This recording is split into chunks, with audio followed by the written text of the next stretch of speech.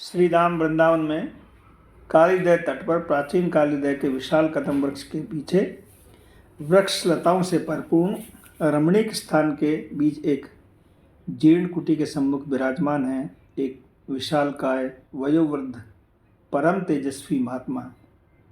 परिधान में है केवल एक बहिर्वास, गले में है तुलसी की कंठी और हाथ में जप की माला। गोधूली की बेला में उनके नग्न शरीर की ओर गौर कांति उमड़ते हुए अंधकार को अतिक्रमण करती हुई जान पड़ रही है। उनकी उद्ग्रीव मुद्रा, अपलक नेत्र और मंद स्मित में लग रहा है कि वे दूर दिशा में किसी दिव्य और मनोहर दृश्य को देख आत्मविभोर हो रहे हैं। पास में बैठे एक 20-21 वर्षीय नवीन महात्मा, जिनका टाट का बहिर्वास परिचय दे रहा है। उनके वैराग्य का उदीयमान सूर्य की अरुणिमा के समान तेजपूर्ण गोल मुखारबिंद की अरुणिमा आभा, उनके ब्रह्मचर्य और नाम जप से रत होष्ठों का स्पंदन व अनवरत भीगे भीगे से चल छलाते नेत्र, उनके नवानुराग का नवयुवक एक बार वृद्ध बाबा की ओर देखते हैं, एक बार उस ओर जिस ओर बाबा देख रहे हैं, पर उस ओर कुछ न देख पाकर कौतूहलवश बाबा के मुखारबिंद की ओर एकटक देखते रह जाते हैं। बाबा एकदम बोल रहे हैं, देख गोपाल देख, लाल जी की शोभा कैसी हो रही है। दोनों भैया झूमते झामते कैसे चले आ रहे हैं। गैयों के खुरों से उड़े रजकण अलकावलियों पर कैसे शोभायमान है। रंग बिरंगे फूलों के आभूषण उनके नील गौर अंगों पर कैसे अच्छे लग रहे हैं। नवयुवक पीड़ा भरे शब्दों में कहते हैं, मेरे ऐसे भाग्य कहाँ बाबा।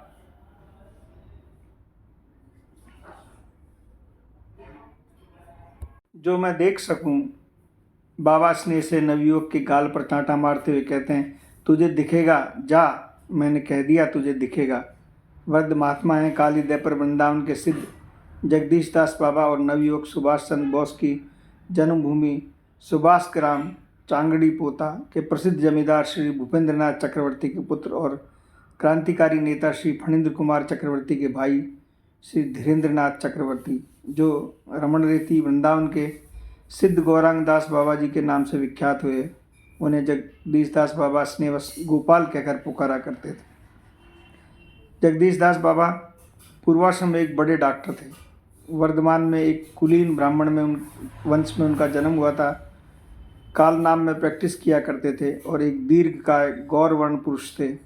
कालना के सिद्ध श्री भगवान दास बाबा जी महाराज दीक्षा ग्रहण कर 50 वर्ष की अवस्था में संसार त्याग कर वृंदावन चले आए थे। वृंदावन में मदन मोहन के पुराने मंदिर में रहकर भजन करते थे। कुछ दिन बाद कालीदय के पास एक छोटी सी कुटिया में रहकर भजन करने लगे। श्री जगदीश दास बाबा बड़े वैराग्य से रहते थे, मधुकरी द्वारा जीवन निर्वाह करते, नमक नहीं खाते थे। हर समय भजनावेश में किसी प्रकार का व्यवधान न हो, इसी उद्देश्य से यथासंभव परापेक्षा रहित जीवन व्यतीत करते। यहाँ तक कि क्षौर कार्य के लिए भी नाती पर निर्भर करना ही पसंद नहीं करते। अपने पास एक कैंची रखते थे, आवश्यकता होने पर सिर और दाढ़ी के बाल अपने आप ही काट लिया करते थे। उनके गुरु सिद्ध श्री भगवान दास बाबा सभी को हरिनाम जप और साधारण भक्ति याचना का उपदेश करते थे, पर उन्हें अधिकारी जानकर रागानुग भक्ति का उपदेश किया, इसलिए वे रागानुगा भक्ति के पद्धति से भजन करते थे तथा श्री कृष्ण लीला स्मरण में तल्लीन रहते। उन्हें प्राय भाग्यान नहीं रहता था। कभी कभी संध्या समय उनके सामने रखा हुआ भोजन सवेरे तक रखा रह जाता। कभी ऐसा भी होता कि कोई उनके पास आता और दंडवत प्रणाम करके सामने बैठ जाता, तो भी उन्हें पता न चलता।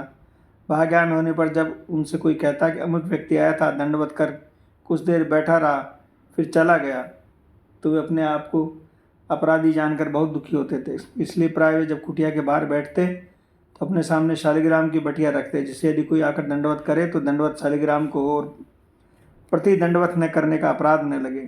जगदीश बाबा लीला के स्मरण में जब कोई बाधा उपस्थित होती तो उन्हें भजनोल्लास न होता, तो वे वैष्णव महानुभाव और उनकी पवित्र चरण रज का सहारा लेते। मधुकरी के लिए प्रतिदिन श्रृंगार मठ में नित्यानंद प्रभु की गद्दी पर जाते। श्री प्रेमानंद गोस्वामी उस समय गद्दी के अधिपति थे।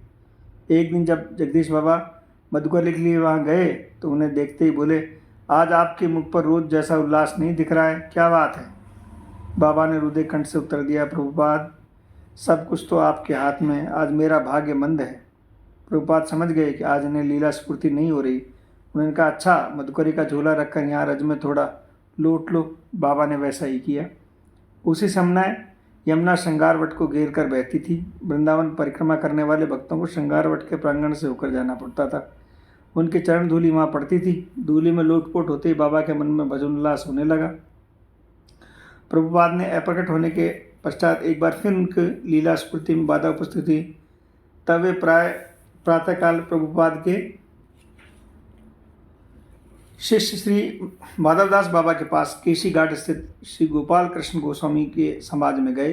माधवदास बाबा जी ने उन्हें उदास देकर उनके असमय आने का कारण पूछा। उन्होंने उपरोक्तर घटना सुनाते हुए अपनी तत्कालीन मानसिक स्थिति बताते हुए कहा, प्रभुपाद तो मेरे दुर्भाग्य से अब प्रकट है नहीं, तुम मुझे उनकी समाधि पर ले चलो। माधवदास बाबा उन्हें प्रभुपाद की समाधि पर स्थल पर ले गए। वहाँ जैसे ही उन्होंने रज में लोटपोट लगाई, प्रभुपाद की कृपा से उन्हें लीला स्फूर्ति होने लगी। जगदीश बाबा श्री कृष्ण लीला समुद्र में मीन के समान सदा तैरते डूबते उतरते रहते। ये उनकी बाहर दशा में भी स्पष्ट प्रतीत होता है। उनके हृदय में जिन नए नए भावों का संचार होता है वे उन शरीर के तदनुरूप बदलते हुए वर्णों में दृष्टिगोचर होते। जब किसी कारणवश लीला स्फूर्ति बंद हो जाती तब वे जल में निकली मछली के समान तड़फते और विरह वेदना उनकी असह्य हो जाती।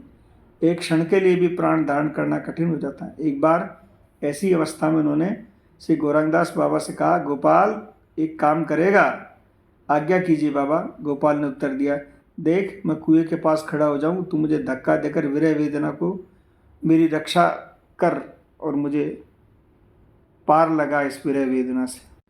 गोपाल को जीवन में पहली बार जगदीश बाबा की आज्ञा की अवहेलना करने को विवश होना पड़ा। इतना ही नहीं, उस दशा में सदा उनके निकट रहकर विशेष रूप से इस बात की सावधानी रखनी पड़ती कि कहीं वे विरह दशा में व्याकुल हो आत्महत्या न कर लें।